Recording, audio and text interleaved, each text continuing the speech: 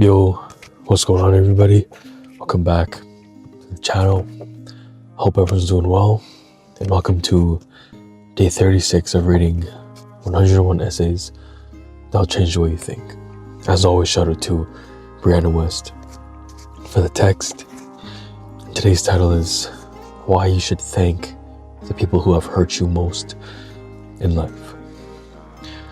The people who were able to hurt you were also the people whom you were able to love the most. We are profoundly affected by people who aren't already deeply within our hearts. For someone to have that much importance in our life is sacred. Even when it goes askew, it's a gift to know someone who was able to truly affect you, even if at first it didn't seem like it was for the best. It's a privilege to have loved, right? It's a privilege to be able to be heartbroken, because a lot of people, they have never experienced that same love that you did. Letting someone in, yeah, it's scary, and those people may have hurt you, but just being able to have that connection, that deep enough connection where you were able to get hurt, is very rare. I feel like nowadays it's very rare to find real love that hits you deeply, that really affects you. Difficult relationships often push you to change your behavior for the better. In feeling helpless, you learn to take care of yourself. In feeling used, you recognize your worth. In being abused, you develop compassion. In feeling like you're stuck, you realize there's always a choice. In accepting what was done to you, you realize that nobody has control at the end of the day. But in surrendering the need for something we'll never have, we can find peace, which is what we were actually seeking in the first place. I feel like at this point, you'll only be pushed to change for the better if you have that mindset, right? Because I feel like a lot of the times, some people, they're like, if I'm feeling used, there's a reason, because I deserve to be feeling this way, right? Some people, when they are feeling used, they don't recognize their own worth. When somebody is feeling helpless, sometimes they don't take care of themselves. So it's understanding that if difficult relationships happen in your life, you have to see why. I'm feeling a certain way. Why am I feeling this way? You feel helpless, you have to learn and understand, hey, I can't feel like this anymore. I need to take care of myself. You're feeling used, you have to recognize your worth. And that's the mindset that we need to have, because we can't have the, yeah, but I deserve it. I deserve whatever I'm going through right now. Because that's how you stay stuck in those cycles of your life, and that's how you never change. What you learn and who you become is more important than how you temporarily feel. That relationship may have seemed almost unbearable at the time, but the feeling is transitory. The wisdom and grace and knowledge that you carried with you afterwards aren't. They set a foundation for the rest of your life. The ends far outweighs the means. And to be grateful for what you've been through is to completely acknowledge that. So I went through a pretty difficult, wasn't even a relationship. We weren't officially together, but there was a lot of deep connection and deep love that I shared with this person. And in that season of my life, a big reason why I am the way I am today is because of that person. And in the moment, it felt like, why? Why am I going through this? Why would you ever do this to me? But then it made me reflect on the person I was, and I changed for the better. Because in my case, the ends far outweighed the means. And I'm grateful for everything that I've been through. I'm grateful for that person for guiding me and leading me to the person that I am today. Because that was the wake-up call that I needed. That was the thing in my life that I needed in order for me to just change directions, to do a whole 180 and switch and really wake up and become the person that I knew that I was always meant to be. You don't come across these people by accident. They were your teachers and catalysts. In the words of C. Joy Bell C., We're all stars that think they're dying until we realize we're collapsing into supernovas to become more beautiful than ever before. It often takes the contrast of pain to completely appreciate what we have, and it often takes hate to incite self-recognition. Sometimes the way light enters us is in fact through the wound. There are a lot of people that you meet and they have a huge effect on you, whether or not you want to admit it or not. This is a good example, the collapsing stars, and then that's how we turn into a supernova. A lot of the time, pain is a really good teacher, especially when it comes from somebody you deeply care about.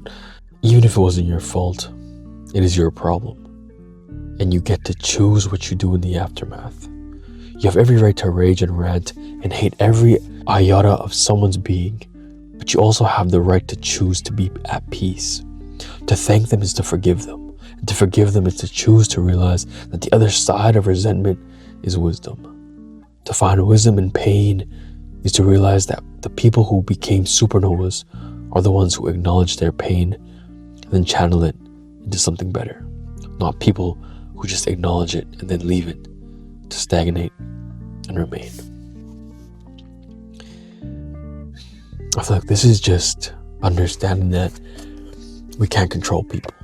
We can't control how they treat us, but we can control how we treat them. It's not your fault, but it is still your responsibility because it's your life.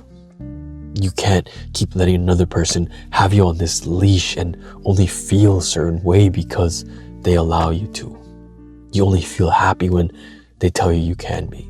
When they're treating you well, that's when you're happy.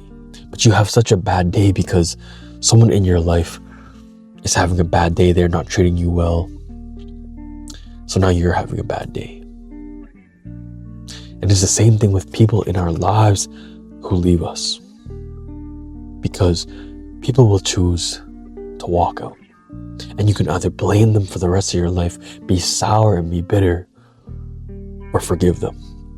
Forgive the person, because that's how you truly find peace within yourself. It's not forgiving them for their sake, but it's for yours.